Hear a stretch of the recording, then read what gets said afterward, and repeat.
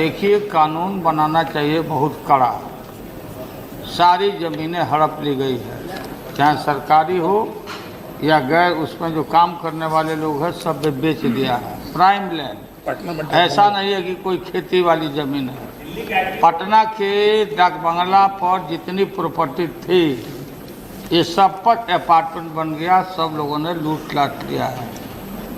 आगे से खैर अब तो लाइए, इसको पास हम लोग कर देते हैं संशोधन आपका, लेकिन आगे से कड़ाई के साथ जो भी बल्लियाँ बना रहे हैं इसको संवैधानिक अधिकार दीजिए और कम्युनिकेबल ऑफेंस करिए। अगर कोई बेचता है सो, और जो कब्जा किए हुए है सो, और ये सारे लोगों को क्रिमिनल मतलब नॉन अवेलेबल इसको नहीं बनाइएगा, तब तक आपका ये खंता पूर्ति ये होता रहेगा। इसको बना दिया, उसको बना दिया, ये अबलाइज हो गया और काम खत्म हो गया।